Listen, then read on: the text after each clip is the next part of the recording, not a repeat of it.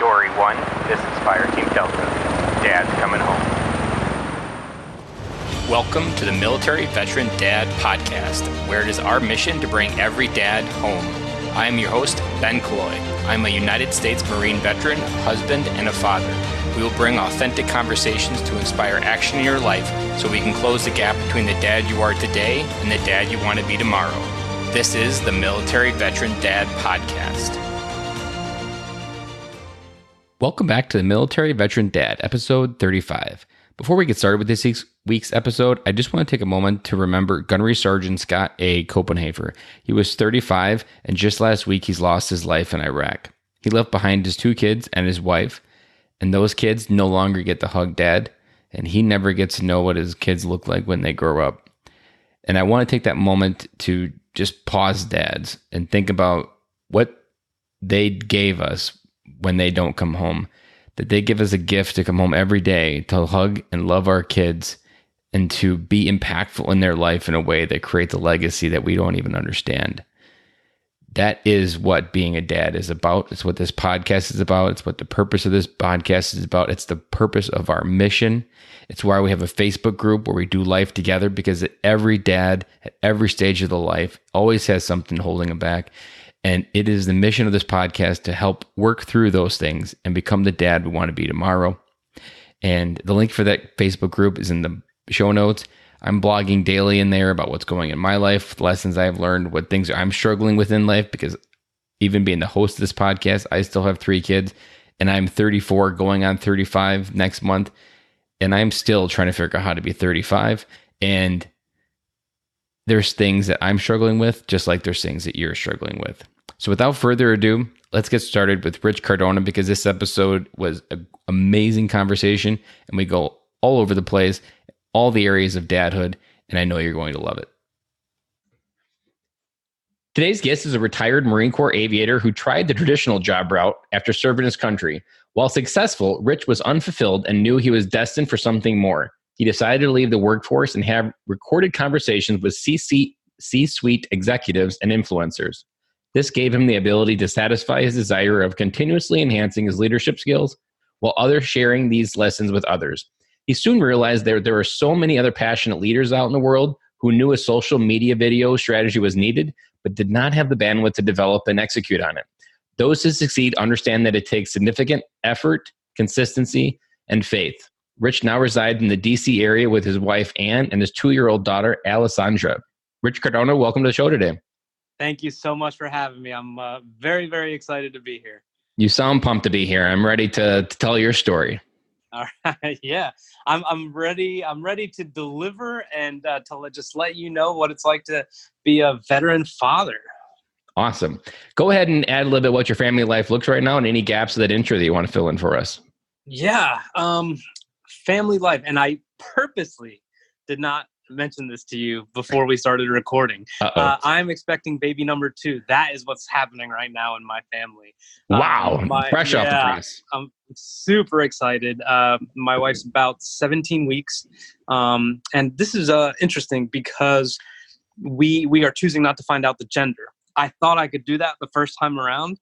And when we started doing registry stuff and we're at Bye Bye Baby, I'm like, there's no way I'm getting green and yellow and gray everything. This is ridiculous. So I gave up like instantaneously. And Marines, man, we're very much planners. So I gave up. But this time around, I'm like, I could do it. And the reason is my sister encouraged me. She's like, there's not enough surprises in life anymore. You're going to be happy with whatever you get. And I was like, okay. And then the logical side of me said, well, there's a 50% chance I have all the stuff that baby has, or I have the stuff they need already. And if not, then, you know how it is, man. It's just onesies in the beginning anyway. So who cares? Yeah. Once you get past the cutesy stage of the first child where you want to dress them up and you want to buy everything that Target has on sale. Second one, I think there still is that newness. By the third one, you're just kind of like put something on them and hope it stays clean for an hour. Exactly. So, but that, and then family life is very good, man. It's challenging as an entrepreneur, but it's good at the same time. I actually am spending more time with my family than ever before, and that's extremely positive for me. It really helps me to be productive and efficient and motivated, just to know that I'm kind of blessed with this opportunity to have my own business and create the type of lifestyle that I want, which is to make sure I have a good relationship with my daughter and then my future child number 2. To make you more excited for finding out the gender at the end, we found out for the first 2 because my wife was a planner and she didn't know, but we had a boy and a girl. So we had one of everything. So literally there's no reason for the third one, whatever it is, we're ready. Yeah. And I didn't realize it, but when you find out in the ultrasound, you have an emotional experience with that. And then when the baby is born, you have an emotional experience. But when you combine them, the emotion of finding out and the birth of your child at the same time, I cried. And so I didn't cry for the first 2, but that third one was overwhelming. So we're actually robbing ourselves of an emotion or an explosion almost of overwhelmingly feeling of joy and love for your wife and love for your new child, because it's all combined into the same experience. And I never would have known that until I put my head on looking backwards and saw that by separating those 2, you are gaining an advantage, but at the same time, a memory is not as strengthful or as powerful as it could be. Because I still remember those first 30 seconds looking at my wife, looking at her child, knowing it's a girl, looking at my wife, and like that moment of love and joy. Like that's, and I don't have that same feeling with the other 2. Not like they were any less, but my first one was an ultrasound or a C-section, but the second one was natural. And it was my son. So I think I would have had more, but I knew it was already a boy. So I didn't really put it all together till the third one. So gotcha. You'll have to fill me in if that's true for you. I absolutely will. So yeah, I'm very much looking forward to the surprise. What you didn't go out to when you became an entrepreneur, strengthening your fatherhood or father relationship with your daughter wasn't something you probably sought out initially, was it? It was more like a bonus that you realized. So this is my story. This is everything right now, what I'm about to say. And I'm not sure if this is the direction you wanted to go, but I'm going there. We'll go there, man. All right. I got out of the Marine Corps after 17 years. I did the Terra and I had a full retirement. I was very happy with it. I had a sneaking suspicion, those orders were going to come up like, hey, have we got a deal for you? I had been in Cali for, 5 years. And frankly, it just felt like the right time. So I pulled the trigger so I could stay in Cali. I went to USC to get my MBA. And this is separate, but very important. I really didn't need the MBA looking back. Like I really was fearful that I was not going to be marketable. But I went ahead and did it. After I got the MBA, I got a job at Amazon, went to Amazon, and I worked there for 2 years. But the very first day of training, I knew I was in the wrong place. I was like, oh man. Like I just felt it. My sixth sense, my seventh sense, my eighth sense was like, like all your spidey sense was going off. Yeah, like hardcore. And that's fine. So, I was like, okay, I've just chalked it up to nerves and new thing and whatever. But very soon thereafter, I realized this was going to be kind of brutal. And my 2.5-year-old is trying to get in right now. This is hilarious. She's like about to pick the lock. So life happens on the Dad podcast. Yeah, man. I literally contemplated she's just probably sit here. She's just going to hear and something is going on. And yes. It won't be the first child to interrupt. My youngest is interrupted twice on recordings. So look, here's how it went down. I was working insane hours. And my daughter was born during our peak season of this brand new building's launch. So it was like, blackout. No one could leave. It's November to the end of December to, Christmas is blacked out. It's incredibly important for the building to do well, for everyone to be on deck. There's tons of mandatory overtime. And as a manager, I had to be there all the time as well, of course. And I was just working crazy hours. And then I was like, my daughter was born. I had my laptop in the delivery room. And it was crazy. And I was obsessed with making sure everything was okay at work. And I knew I was in a bad place, and maybe I was just trying to level out the emotions from having a child, which, I mean, I never really felt like I was unprepared per se, but then like, as it gets closer, you're like, oh man, like what if I screw this up? So I shortly thereafter, I got promoted, and then I went on to night shift. My daughter's growing and growing and growing. And then next thing I know, she's almost 18 months and I have like no relationship with her. Like it was just terrible. It was awful. I was always focused on work, and especially being on the night shift, I would get home and she'd still be sleeping before she went to daycare, when she started going to daycare. And then when I would leave for work, she'd still be at daycare. Like, so I don't think I've ever admitted this on a podcast before, but there was like 2 times where I cried at work. And I think it was the combination of anger and sadness and like depression or something, because I knew I didn't have a relationship. But more importantly, on those 2 occasions, like I hadn't seen her for like 2 or 3 days. Mm-hmm. Now, I'm no longer in the military, right? Like I didn't have children while I was in. So my respect as a father now for people in the military who have to do the deployments, and the roommates I had when we were in Afghanistan who were always looking at pictures of their kids and trying to FaceTime with an absolutely god-awful connection and all this other stuff. I get it now. Like I don't like being away for, 10 hours right now. But then like 2 or 3 days, like I just didn't feel like that was okay. Like there was nothing okay about that to me. So that was a huge, huge factor in my behavioral changes at work. I started really not caring. And it's almost like, and I don't think I've ever said this either, my behavior changed to the point where I was taking unnecessary risks. Even though I was very high performing, I just didn't care. It was almost like I was trying to find a way to get busted for something by leaving early, leaving my shift an hour early, because I'm like, they got it. I've trained them so well, they got it. But even though the ops manager should never leave, right? Little things like that. And, and then it just got to a boiling point, and then that was it. My wife's like, you're done. And I was scared and thrilled at the same time. I left, and I would say almost immediately my relationship with my daughter actually began. Mm-hmm. How old was she then? Probably almost 2? She was almost 2.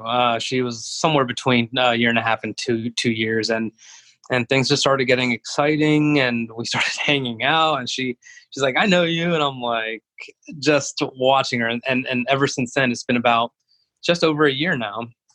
It's just different. It's completely different. We actually have like a really phenomenal relationship, and my wife hates it because whenever she acts out, it's always when my wife is around. I'm like, she doesn't do that with me. Like she and I are like buds, and it's just fantastic. So I would really highly encourage people out there who get out and maybe have been doing this and they can't do anything about it. You can't quit the Marine Corps, you can't quit the Navy or whatever.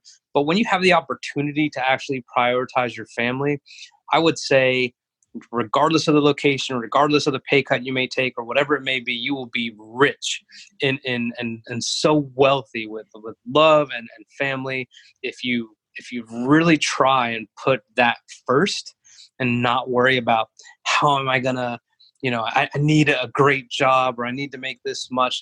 Dude, I downsized. I wish you could see, I'm in a tiny apartment that's just enough room for my daughter, my wife, my dog, and I, and we're eventually gonna, have to get an extra bedroom in another place for the other baby. But dude, I had a 5-bedroom, 5-bathroom house in Austin, Texas. I still have it, and we're renting it out. But that's where I was with Amazon, and like, this is just as great. Like, I thought I needed to just prove something. I wanted to be like this hero dad, like, cool, I'm a retired Marine. And my wife was Army, by the way. So, she always gives me hell for being a Marine. It's funny, but I always win. Like, I'm a retired Marine, MBA, I'm working at Amazon, making a ton of money, and I'm miserable. Like, it's what would you rather be? Like, and I've learned that I need so much less than I thought, and they are what I need more than anything. Did you find yourself always having a personality that was trying to prove to someone? That's a good question.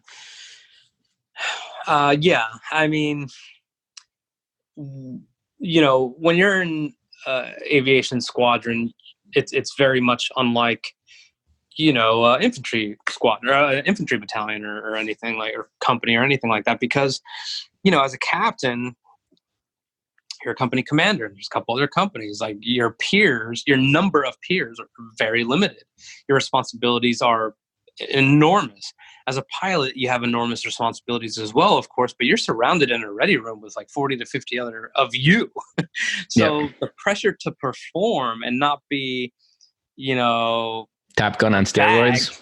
Yeah, so it's, you were just kind of happy to just be not skylining yourself for the wrong reasons. And, also if you were performing at a very high level, then you moved very quickly into different qualifications. And that was a lot of stress too. And look, I'll be the first one to say I was a mediocre pilot, because I started seeing a lot of friends just leave the world too early. And I just had this fear and anxiety because I didn't want to be responsible for endangering or killing anyone in my crew.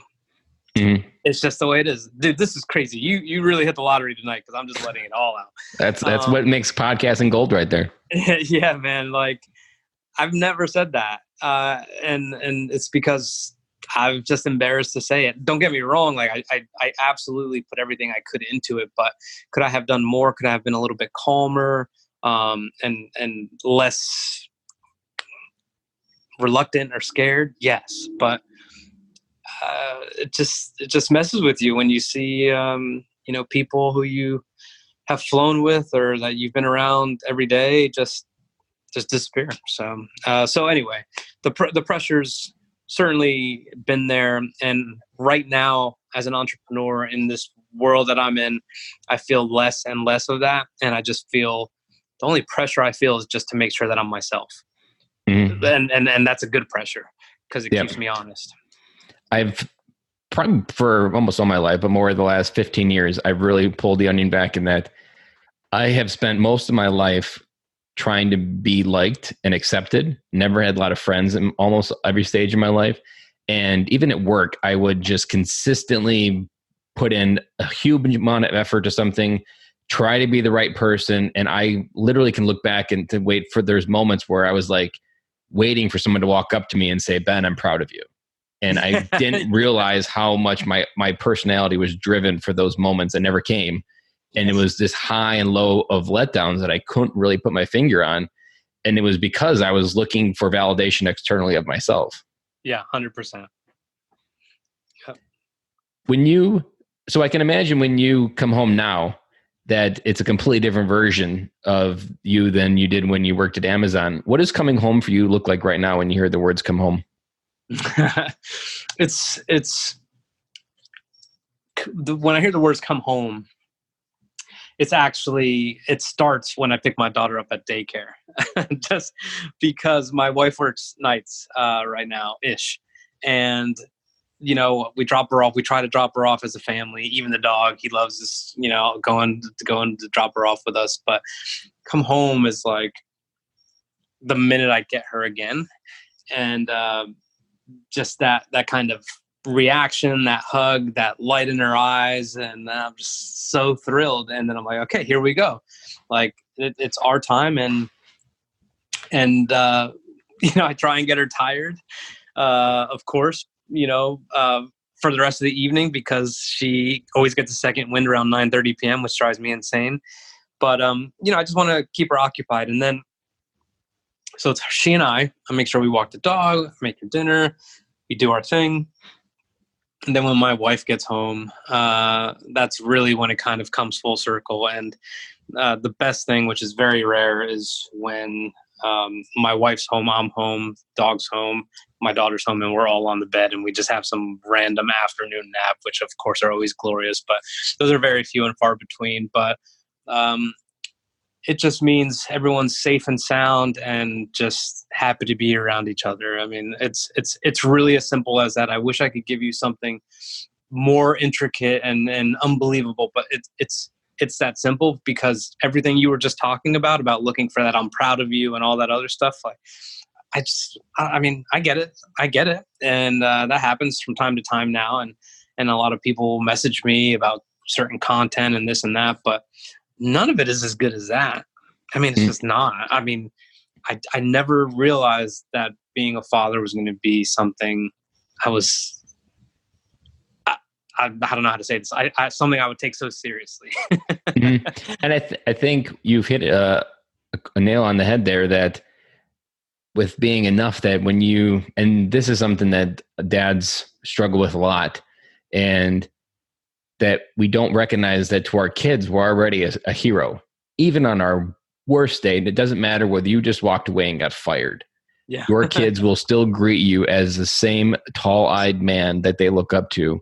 And we're always enough for them, no matter how insecure or how much we're beaten down inside. And it's a very good way to ground yourself in what really matters. And that no matter what's external of your family, when you come home, really, that's where you can validate that I'm accepted and I'm who I am and I'm already enough. Yeah.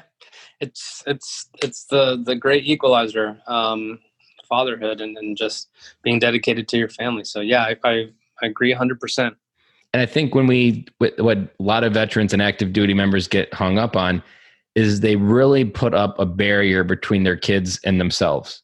Like they're almost afraid to step into that role. Like it's literally, I think there's people that would rather fight an enemy fighter jet than come home and be dad sometimes, because that seems less scary than trying to come home and deal with emotions almost, or just deal with maybe insecurities in their own personality. And it's really that trick is when you switch to recognizing your kids are really the best chance you have to make an impact on this world, and recognizing that they're your legacy, and anything you do externally of your life is marginal compared to the impact that you can do by being a father.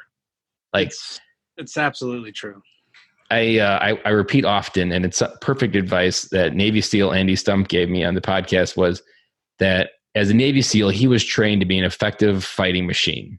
But the effectiveness that he was trained at was the limiting factor of how far his bullet could travel. So all the training in the world to be a Navy SEAL, he could still only be as effective as far as a rifle bullet could travel. But as a father, you can literally go into generations of effectiveness. Like the amount of energy and focus and time, you can literally change the next generation of your name and create an entire generation that remembers who you were by focusing on your kids. And that switch is where I think so many dads get hung up on that a lot of veterans get hung up on trying to figure out what their service meant and why things happen, why people died, why did I survive? But it's all facts. There's nothing you can do about it, even if you do figure it out. But your kids are happening right now. They are your legacy. That is not your service. Your kids are what they're going to remember. Yeah, I've truly never thought of it at that level. So that literally makes me excited for whenever we wrap up, so I can just be like, hey, and just go just like go talk to her and then tell her she did a good job with the potty or whatever, like something. But yeah, I mean, I've truly never thought of it at that kind and of even depth. Your daughter, like it's really scary when you hold your first daughter, because as I've been in this space for so long, the one thing that I've really recognized is that as fathers, it's our job to provide the example for what they're going to look for. 100%. And it's our job to validate who they are. And in an Instagram world of 2019, I can't imagine what the world of 2030 will be when she graduates.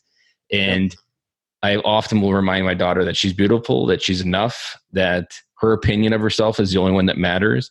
Mm-hmm. And I'll often repeat in the podcast, there was a book I read, Strong Fathers, Strong Daughters, and just giving your daughter a simple hug. That hug can lower the chance by 60% that they'll have sex by the age of 12. Oh my God. So good to know. Just that simple validation from their father. If they don't get that, they will seek it from the first person that gives it to them. Wow. So you think of like any girl you've ever heard of talked about with daddy issues or anything like that. A lot of that, I believe, is rooted in just not having that fatherly love invested in them in the early age. And they were always seeking that externally. And everybody's heard a story of a girl with daddy issues. And I think it always ends in disaster because it's always based on the wrong foundation. They're seeking validation externally from something that normally should be something that father already introduced and validated from the inside out. Absolutely. Yeah. I mean, there's times where I almost feel like, do I really need to say, hey, pretty girl, how are you? And all this other, I mean, number one, it's natural to me, but two, I think subconsciously I'm trying to just remind her that she's wonderful and you did such a good job and all these little things. And there's times where I'm like, I almost ask myself, is this excessive? Or am I just being a regular dad? And then I just realize like the fact that I'm questioning myself means I don't need to be questioning myself. That we're just overthinking it. And just like, and I don't, especially once they start getting into like elementary and they get into elementary girl drama, and so much of our kids, my daughter's 7, and very much of her world, she's already thinking like a teenager, and she already has like teenager type problems, and she's only 7. So like their world grows that much faster, sooner, and their awareness of the world happens sooner.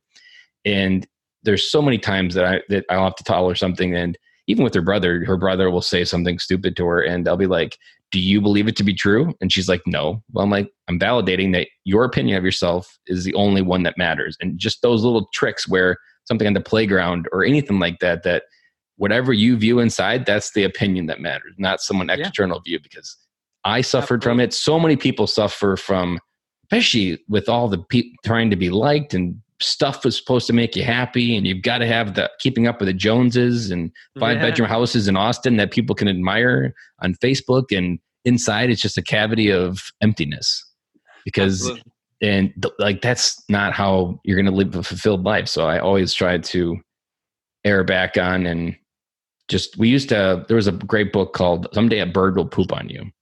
And it was just as the title says, and it was maybe like a 15-page book, but it walked you through it. Anywhere in the world, somewhere, a bird's pooping on someone. Yeah. And it could be the person who's having the most perfect day. You woke up and it was just sunshine and rainbows and unicorns flying by. Yeah. But a bird will still come by and poop on you. Sure. And you have to figure out how to respond to that. It's your choice what happens when a bird poops on you. It's going to happen. It's not a matter of if, it's just a matter of when. And so we started talking something last year was called Bird Poop Talk. So we would talk about all the little random things of birds that pooped on her in the day, but really it was just kids and trying to just help her understand what that was like. And also, I don't know whether this will work, but I think it's happening, is just creating a safe space for her to come tell me what's going on. Because later in life, I want that to happen, and I want it to happen on the soft ones now, so that she does feel safe to come to me and tell me what's really going on. And one thing that I've often thought that dads don't recognize the role that we play is there's so many things in the world that we want to shelter our kids from. And there's a certain reason to shelter them from. But at the same time, all of those things still exist. And we don't own the idea of being the first voice in their life to explain it to them. Whether it be sex, any of the things that people avoid these days, all of those things, the voice should come from us first before someone on the playground. They shouldn't learn about something on the bus. And it's ultimately why things get so complicated sometimes, because they never heard the true story from the first person that really is the one that matters, yours, and they let someone else define it, and then they're cleaning up the mess. That's an interesting point, because how much can you lead the turn, right? I mean, it really, really depends. That's interesting, because what if in your household, you're super straightforward, you're arming her, and let's just say our daughters are the same age, and maybe, she knows that if she comes to me with things that she's heard, I will elaborate and describe them. But, how much in advance do I have to explain things in order for her to be prepared for the world? Because I get that. And at the same time, I'm like, okay, maybe she's going to be the one saying stuff on the bus. And then those people are going to be going home and be like, hey, what's this all about? And that father or mother is going to be like, what? Like, who told you that? Why are you hearing that? So I think it's a balancing act, but there's definitely a rope to walk there. But I think even just things like porn and sex is a very classic one that someone's going to tell them about it, even if they're 12 by the time they figure it out. Yeah. And it's going to be something that's generally a topic that's shameful and you don't feel comfortable talking to your parents. So in those particular cases where you know it's uncomfortable, you always want to be the one leading with that step. And we often take the lacking courage in this case where we maybe step back and instead of talking to our daughter, we'll watch a football game as a dad. And that's what we just feel comfortable doing. And at the same time, there's so many, I honestly believe that so many of the problems in America today are just a breakdown of the role a father and a mother play in their kids. And we just don't step into those roles it's, no one talks about it, but it's definitely, I believe, one of the core roots of the issue that it's the breakdown of fathers leading their kids. And it's almost like 55% of kids grow up in a broken home these days. And there's no way that doesn't have a negative result on society and how that culture grows to accept things. So let's go ahead and take a pivot from that conversation. What's the number one challenge you face as a dad today, besides being stressed with welcoming your second child into the world in a little bit? Right now, my daughter's on this, it just started. Like I think within the last 48 hours, she's been saying I can't. And there's a friend of mine who passed away in Afghanistan. His name is Ryan Ionelli, and I did not know this until he passed away, but we were at his eulogy, many different eulogies, because he was just incredibly well known and loved. But he was a cancer survivor. And I was like, what? Like, how is that? I mean, you just never would have known. And he was extremely religious, but you never would have known. Like, all these different avenues about him, but I get it now. He was just an incredible human being. Like, everyone was magnetized to him for so many different reasons, and a lot of it was inexplicable. Well, anyway, at his eulogy, someone read how he was at Oral Roberts he had a scholarship for baseball, and then he found out about the cancer, and then they asked if he wanted to stay on the team and all these other things, and the treatment's going to be rough. And he goes, can't is a choice. It's a choice, and I just always think about that. And then he also said impossible is a choice as well. So, like, when she says I can't at 2.5 years old, I mean, I know she's 2.5 years old. I get it, right? Like, it's not the end of the world, but I'm trying so hard. And the challenge is to just try and relay to her that everything up here in your mind is actually the reality, like it's a moment of weakness. And I'm like, okay, like, how do I not be like this hardcore, ridiculous dad right now and be like, don't say I can't, I can't do that. And then I also can't find a good balance where I'm explaining it lovingly as, yes, you can. Like, it's just a choice. It's all in your head and whatever. And it's huge moment. And I wouldn't, maybe it's not like an unbelievable challenge, but it's a huge moment where I know the example and how I deal with that, and her starting to say, things of that nature. It's just so crucial to her development that I handle it the right way, So I wouldn't say it's pressure. I just want to make sure I find the right piece to help her mind grow at a very early age, very much along the lines with the things that you were talking about, that her, she is the thinker of her own thoughts, and I want her to know that. And I kind of wish we could have she and I could have like a deeper, more intellectual conversation about it, but I just have to try and break it down in a way that she hears the same response from me every time that she says I can. And you're planting seeds in a garden that later will grow. So a lot of what you do now is more just like a long-term chemistry experiment that just needs to, you're doing a lot of mixing and trying, and you're hoping you get it right. But like every day as a dad, you really don't know what tomorrow will bring, and you're not prepared for it. But as a dad, you just get really good at making it up sometimes. Sure. And how old does your daughter seem like? So if she's 2, how old does she really act like intelligent wise? She's Like 2 going on 5, 2 going on 7. she's almost 3.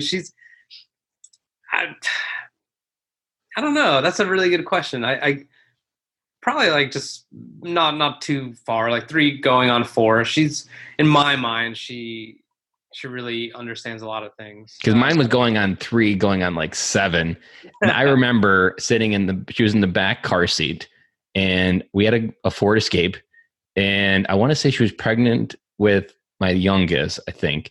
And so we had 2 car seats in the car, and my daughter, who's no more than 3 or 4 at the time, she's like, where am I going to, no, it's even worse. Where's mommy going to sit when I start driving? Oh, wow. I'm like, what the F? Yeah. You're slow down. You're 4 years old. Yep. It's not even, the reason I was asking was the one thing that my daughter, when she was 5, she went through kind of a similar stage with dance class, where she was going to these classes and she was the youngest, and she was often not as good as the others, and she was just beating herself up. And the one tool, and I think this is also how we can reutilize if we have PTSD or any of these very traumatic growth areas that we just grew up really quickly in a very short amount of time, that stories of our own life are often vehicles to help. Like the story I told my daughter was, when you were born, daddy knew nothing. I had literally no idea what to do with you. And every day I just had to keep going, and I couldn't say I can't do it because you were still there. And I had to keep going. And so I used those stories to say, like, you just got to keep going. And you're trying to figure out how to be 5. I'm still trying to figure out how to be 34. And there was another analogy that I haven't had a chance to use yet, but I just started trying to defeat my fear of running. So Marine Corps, I was never a good runner. So I just cursed it in my head that I suck at running. That's something repeated in my head over and over. Yeah. And I've always heard from Carol Dweck's book, Growth Mindset, of this idea and try to reframe everything. But someone gave me a brilliant way to say it, that really take whatever you're saying I can and just change it to not yet. So I'm not a good runner yet. And so every time I'm training, I'm just thinking myself, I'm not a good runner yet. And I can do work to get there. And it's not a matter, because when you say I can't, it's almost like there's literally a wall, but it's invisible, and your mind won't let you walk through it. I know that's funny, because you said you're 34 and you're going to use that, but maybe if she says, I can't, when she's potty training and she's like, she was saying she can't take her pants off by herself. I'm like, not yet. Like, I literally am going to try the same experiment, and I will let you know how it goes and see who does what first. I've noticed in different, like, we were jumping in the pool a couple times, I think last year, and my daughter was maybe 6. So she'd be like, Daddy, do you believe in me? And I was like, I feel like this is one of those moments, like, she's never really said this. And I said yes. And then I often will reuse it. I'm like, Daddy believes in you. You can do it. And it, like, that was a test almost for the moment. Like, am I going to breathe courage into her to make her know that she can do more than what she thinks she can? And I was just glad that I was aware of it and didn't react in some different way. But there are micro moments where they look for that, like, permission almost. But in this case, when they're that young, they're really not that into it. But but when they start running into those walls and they start trying to do stuff, riding the bike's kind of like that first classic of they have to fall, they have to get back up, they have to keep trying. And one of the things you'll notice when you have your second child is it does get easier. And this is one of the best lessons I've learned for life coaching and why it works, that your kids start learning faster because they're watching someone ahead of them. And that's what generally the coaching industry uses. Like, you really just want a coach that's ahead of you so that way you can shortcut it. That's what your kids are doing. They'll do everything faster because they're watching someone. So, like, the second one isn't as fast, but the third one, they are just in a big damn hurry to grow up. They can't grow up fast enough when you have 3. It's just like, my daughter, I bet she will, maybe I think if I tried, I probably could, but she just started riding a 12-inch bike, and she's barely big enough for it, but her sister is. So she's just been itching to get on it. And she's got training wheels, and my son just took his training wheels off, and he's going to turn 5. And I'm almost positive, like, by the end of this year or right at the beginning of spring, I'll take them off, and my youngest will be riding without training wheels. much earlier. My daughter, my oldest, probably didn't do it till it was like after kindergarten. So like just the amount of shortcutting, learning to ride a bike because they've watched someone in front of them. I want to tie that to transitioning service members. And here's why. I'm obsessed with trying to help people transition successfully, but my issues with TRS, Soldier for Life, and all these other things, and when I call and like, please let me teach LinkedIn, please, like, look, like I got that thing. I've made all the mistakes. Like it's new for me. But, you know, if I'm a transitioning service member, whether it's a Mustang, whether it's another officer, whether it's a sergeant or whoever, like I get it. I'm not incredibly far removed from that where I'm like completely oblivious to your current day challenges and your attention span and all. Like I get it. But, and you know, like some of these more seasoned folks, I should say, you know, who are teaching these, like, dude, like you're not on there. You're not doing these things. Like this is literally just presenting information that fits a certain curriculum or criteria or whatever. And that's why the game is changing in a way. And that's why what you're saying makes complete sense. Like if you were getting out tomorrow and we connected, I would be a far better resource for you and help you avoid all these potholes than someone 20 years removed from the Marine Corps. Like it's just the way it is, right? So like it's just so interesting that you talk about it, you know, when we're talking about children, but how those same ideas conceptually make sense at this age, but people like forget because they want to be the one to like try and impart this information. Like there's certainly just knowing your role. And this is not to degrade anyone out there volunteering their time to help transitioning service members. That's not what this is. It's, do you have the self-awareness to realize that there might be someone who's going to be more effective than you? That's someone who's going to be more engaging than you. That's someone who's closer to that, you know, huge chapter in your life that's about to come up. Who's actually living the life you want, even like finding those types of people.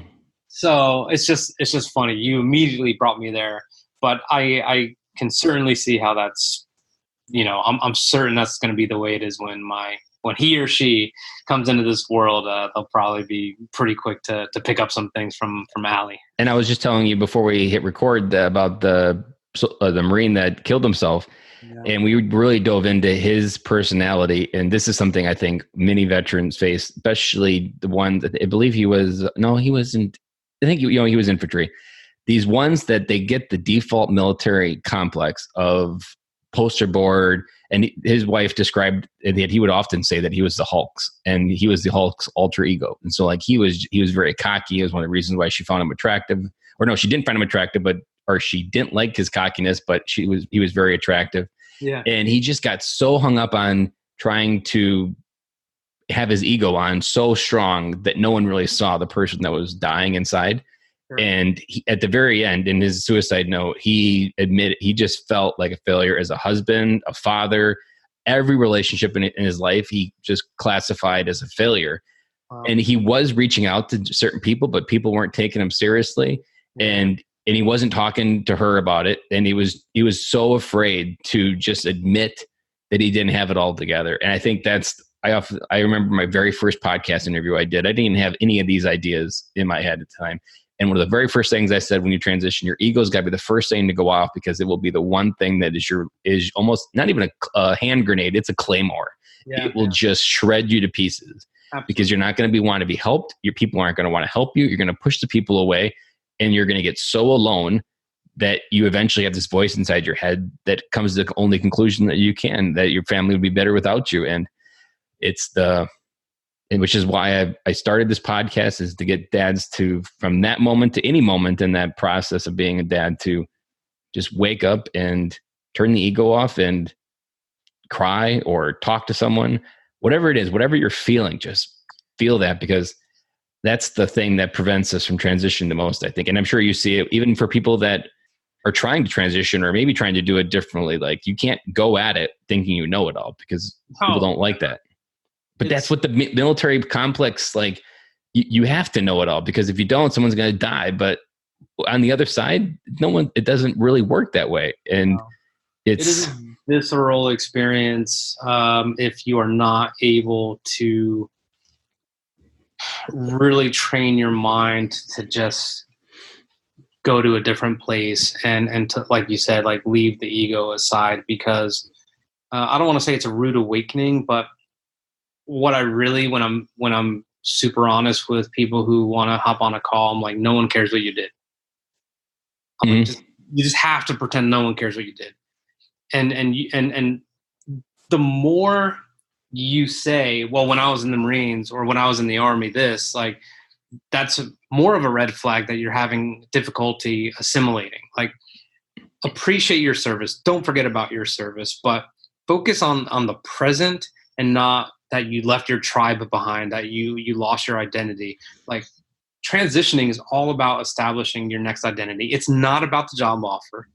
It's not about who you work for. It's not about a certain amount of money. It's none of those things. It's a new chapter, and the camaraderie, the danger, the mission, the patriotism, like, it's just not something that you can duplicate on the outside.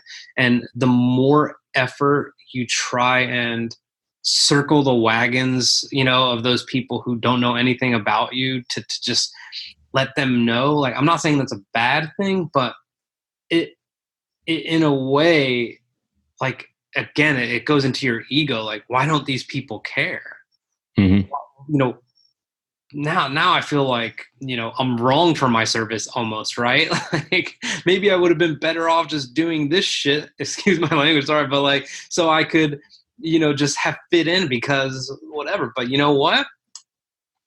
How you have to look at it is this, like, whatever service you're in, you go to multiple different types of training. Okay. Like, like whether it's an NCO course or TBS or whatever, same thing. Like, if you kind of take that approach where you all got to get through it together, and you are not wildly different than everyone else, and you don't play those mind games with yourself, and you don't over invest in, the people's titles and positions ahead of you, then it will probably be smoother. But the most realistic advice I try to give everyone is, like, no one cares. No one cares. Just prove your value now. Use what you got. And like you said, no one asked for help. Like, ask for help. Like, you would be so surprised at the amount of people that are actually incredibly helpful. And maybe they're feeling just as dejected as you because no one asked them for help. Mm-hmm. But anyway, we could get into this whole crazy thing. But yeah, I mean, it's just, when you started mentioning the training wheels and the learning curve and all that kind of stuff, it brought me right there. And it's the same thing with dadhood, that you're at one season of your life, I'm at another. There's things that I know that you don't. Yeah. And there's the most fundamental part of dadhood that is completely missing almost from our society today, is for 3,000 years, if not more, men raised men in tribes. Period. We did life in tribes. We were a tribal people for 3,000 years. There was nothing about that was on our own. You hunted together. You raised your kids together. Everything was about togetherness and community. Yeah. In the last 100, in the Industrial Revolution, we really thought we could get it differently, that dad started going to work and our kids started going to school. And we just don't have this community to grow as dads to share these lessons anymore. There's almost this stoic face applied to you that you can't ask for help as a dad. You need to have it together, and you can't have your emotions. But in reality, those are the one thing that leave you the most emptiest, is when you aren't able to talk about what you're feeling. Yeah. And I often equate that. The Marine Corps taught me this lesson perfectly. In the Marine Corps, you probably know this, that your back is the first thing they sacrifice. And it's generally because if you can't lift it, that means you don't have enough Marines trying. It's not that you don't have a forklift. No, you just need 50 people to try to lift this thing. And it's the same thing in life. You aren't meant to lift everything that life gives you. No. Nothing about our society ingrains that is a culture or a mindset. And we are meant to do life together in a tribe, to learn together, to talk about what's really going on, to compare notes. And as a military community, we absolutely suck at it, because On the spouse side, I think social media has really connected them in a way that they were never before 10 years ago. 100%. On the military dad side, or even anywhere on the male side of the military, it's as broken as it's ever been in the history of time. And that was one of the reasons when I started this podcast, I knew that this was a space that needed someone to come in with glue to hold it together and to create a new conversation, to start changing this tide and make dads wake up to the legacy we can have the impact for. And I'm glad you did, man. I mean, everyone always says when it comes to your business or your side hustle or whatever, like what problem are you solving? And I mean, you've literally just explained it. And there's certainly fragmentation here, and for someone to take the lead on it is very admirable, man. And I appreciate it. I'm glad I'm even on right now. That question you always ask, everybody always asks me that, like, what's the purpose of my business? And I often don't have the full onion peeled back yet, but like right now, my favorite answer is I'm the friend that I wish I had 5 years ago. Like the one thing I give for free and I don't sell it is friendship. I'm the friend that I'm always got an ear. I pretty much have a link everywhere I go that people can schedule time to talk to me in my commute, which is how we were talking, because I talk to everybody and I'm always just trying to have an ear and understand, because I didn't have that. When I turned 30, my midlife crisis was dying and having nobody say nice things for me, because I didn't have anybody in my life at that point. And so I reflect back, and essentially the whole business is almost focused back on myself of like, what did I really need 5 years ago as a military dad, and just trying to be that person now. And I knew when I was talking to you on the phone that I was like, I got to have him on the podcast, and this guy's going to tell some good stories. I appreciate it. So as we wrap up here, what's a problem that you think you've wrapped your head around, and what's a solution that you use to solve it? Really very, very good question. And my daughter is, maybe this is very common, maybe not, but my daughter's very standoffish. And I used to think that was an issue. It seems like she's standoffish. And I used to be like, is she going to be socially awkward? Like, come on, man. Like, what's going on here? I like to think of myself as kind of outgoing, extroverted. And you know what? I'm not. I love this. One-on-one, all day. Interviews, all day. Zoom calls, all day. Groups, get me out of there. Like, I just can't handle it, man. Like networking events, you know how incredibly valuable they are for businesses? Yeah. I can't do it. I don't like handing cards out. I don't like getting cards, any of that stuff. And I didn't realize it until I saw her. What she does in those situations is she just observes. She's just observing. She's not sad. She's not angry. She's not, like, get me out of here. She's just literally, it's like, orienting herself and just saying, okay. And I think what she's doing is what I do as an adult, which it's funny. Like, I literally didn't realize this had it not been for her. Until you had a mirror walking around talking back at you. Excuse me.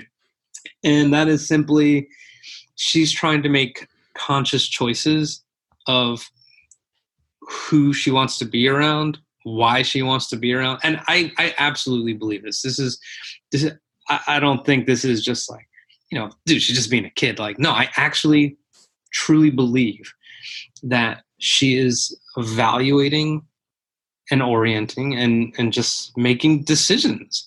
And, it's funny. Like, I didn't solve the problem for her. She solved it for me. So like, it's just a really interesting coincidence. And you know what? The people I see her around, or the kids I see her around and the ones she gravitates to, they're balanced. And I mean, look, kids, an imbalanced kid, so to speak, right now could be the next president of the United States, however, you don't know. But I am starting to see that she certainly has her preferences, that she certainly is also, just to add on to it, she is able to soothe and just be alone, which is crazy. Is she self-soothing at the door for you? I can kind of hear the doorknob knocking back and forth. My dog, man, he just making. His name is Poncho, and he sleeps on a poncho liner. It's amazing. He's literally digging at it right now as if it's gonna get in some perfect position for him. Anyway, but she self-soothes. But many times when I go to pick her up and it's come home time for me, or I'll go pick her up and I'll look in the room before I go in, and she's just like doing her thing alone, even if there's a couple other kids around. And that doesn't concern me at all. Normally that would. I'd be like, why isn't she talking to those kids? Like, the fact that she's able to entertain herself and she has an imagination and all these different things is interesting. So to answer your question, to really come full circle with that, is I have realized like she is who she is. Like, I certainly have parental duties. I certainly have positivity that I need to make sure I instill. I certainly have encouragement that needs to be constant and effective. And at the same time, I do not need to influence what she does at every given moment, and that she is developing her own beautiful mind on her own. Mm-hmm. And all those times that I'm not there, or that her mother's not there or I'm not there, like she's already working on those skills, and it's just crazy to me to even have this conversation because 2 years ago, I was just like, Those are just the notes she's took in the last 6 months since you've been, or the last year since you've been around, that she's starting to figure it out. And it's the solution is simply there's certainly an amount of, leash that they should and should have. And I'm fascinated by what she has to offer and what she teaches me. I'm often amazed it's like, if you're a good example is when your kids are stubborn. It's amazing of how, like, they are, like, what you said, they mirror back your flaws. Like, and it's funny because you'll go from 0 to 10 over something.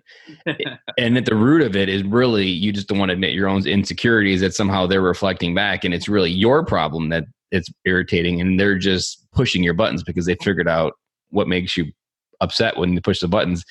And really, it's almost like, if you really want to figure out some of your own internal insecurities, your kids are reflecting back often or pushing those buttons in ways, are those the areas that you needed to work the most. And going back a little bit further, where you were actually afraid to talk to people, I resonate with that a lot, because it's actually, so my best transition advice isn't a book, it's not a mentor, it's exactly the kryptonite for you. And so for me, every person I talk to, even on a call or Zoom call, I can do them, but they've always been a little bit scary.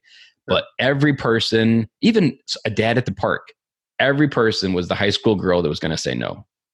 That rejection, like, just put me paralysis. I would just not do anything. And as I eventually got to the one day, someone asked me the question, if you want a result in your life you've never had, you need to do something you've never done. And that was talking to people, because I never had friends. I was like, okay, you got to talk to people who have friends. This makes sense. Okay, so then I went to the park, and then there was dads there that I always thought they just wanted to play with their kids. And then one day I reached it and I was like, it's enough. And I said, screw it. And I said, hello. And my favorite question to open up dad is, how old is your kid? It almost works perfectly to just go on forever, because it opens the door. They don't even really realize what's going on. It kind of hacks the door open with a pick lock. And you start talking and you realize he did want to talk as much, but no one was willing to go first. And that slowly transcended to talking more and more people. And now my favorite advice is to talk to strangers. And I often wish the best thing they could do to transition people out of military is take us to a networking event with an objective, a clear outcome, and somehow to measure it, and to just talk to strangers till the point we're blue in the face.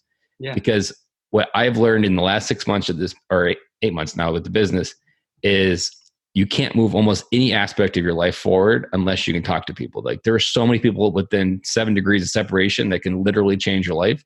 Correct. None of them can help you unless you talk to them. Correct. And so you being afraid of a networking event, there's some portion of your life that has lid because you have a fear of talking to people. Imagine, like, if the Marine Corps or the military transitioned us out with that fear removed. I mean, like, just think of the potential that the military people come out with And if they didn't have a fear of talking to people, what that potential could do in the world. I mean, so much of it is just, it's limited because we do come out and we're afraid to talk to people because we don't really know how to be ourselves. I'm gonna shamelessly steal some of that next time. Repeat it as much as possible, because I honestly believe it's the only reason why I'm here, and it's very freeing when you get more comfortable talking to people, because you can feel little microcosms of moments of your life moving forward, and sometimes you can shortcut miles off your life. Sometimes you can. It's crazy how it works when you just start talking to people. And the craziest one. So I'm away to New Orleans this year, and I was on a plane from Chicago to New Orleans. And then prior to loading it, I was waiting to board. And there was a guy, he kind of looked like he was from downtown. I was kind of spotted him, so he looked a bit odd. But we get on the plane, and apparently United had given him a ticketed ticket for someone else's seat. So somehow they double issued the same ticket. Yeah. And I had an empty seat next to me. So you think of the serendipity that's happening here. And he was sitting somewhere else. He got kicked up, and he came back by me, sat down. Normally, I would have just let that go, and I would just sat there and done my thing. And now I say, screw that, I'm going to talk to him. Turns out he was a Marine officer, and he works at Capital One Commercial Banking, downtown Chicago. And we talked for the entire plane ride. It was 3 hours long. Yeah. I have no idea. I've never talked to him again, never reached out to him. I gave him a business card, and that was it. And but just like the amount of serendipity that life can, like literally, I would have sat next to someone like that maybe he was someone, but if he wasn't, maybe he died. Maybe I did do something for him. I have no idea. But like the odds of sitting next to a Marine officer randomly after he got kicked out of his own seat, I would have completely missed that opportunity. 100%. 100%. Yeah. And you never know what those layers of your life, adding those different perspectives will do. And we often don't expose ourselves to enough perspective these days to get the full view of what we need to do. Yeah. Yeah. And, I would say, and I definitely need to wrap up as well. And but one thing I've learned is we are far more connected with each other than we think. Like, I need to get that idea out. Like, there's so many commonalities that exist, and they don't need to be big, overarching ones. But it's you're right, and you will never find out unless you just literally open your mouth and just say something. You are always one conversation away from something amazing coming to your life, and you're going to miss 100% of those shots you don't take. Yeah.